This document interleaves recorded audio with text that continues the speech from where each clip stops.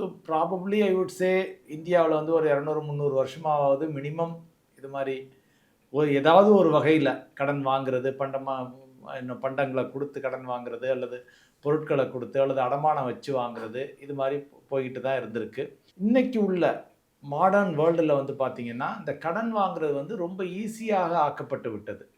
ரொம்ப ஈஸியாக, ரொம்ப டிரான்ஸ்பேரண்ட்டாக யாருக்கு வேணாலும் கடன் கிடைக்கும் அப்படிங்கிற அளவில். ஒரு காலத்தில் வந்து உங்கள்கிட்ட சொத்து இருந்தால் தான் கடன் வாங்க முடியும், பொருள் இருந்தால் தான் கடன் வாங்க முடியும், தங்கம் இருந்தால் தான் கடன் வாங்க முடியும். இதெல்லாம் போய் இன்றைக்கி யாருக்கு வேணாலும், ஒரு சம்பாதிக்கிற நபர் யாராக இருந்தாலும் அவருக்கு கடன் கிடைக்கும் அப்படிங்கிற லெவலுக்கு இன்றைக்கி வந்து ஒரு ஈஸியாக்கப்பட்டிருக்குது. இதை வந்து நம்ம எப்படி பார்க்கணும், கடன் ஈஸியாக கிடைக்கிறத எப்படி பார்க்கணும் அப்படின்னா, சில பேர் திட்டுவாங்க, கோச்சுக்குவாங்க, அல்லது தே ப்ளேம், இவ்வளோ கடன் கிடைக்குது அதனால தான் வாங்குறோம் அப்படின்னு.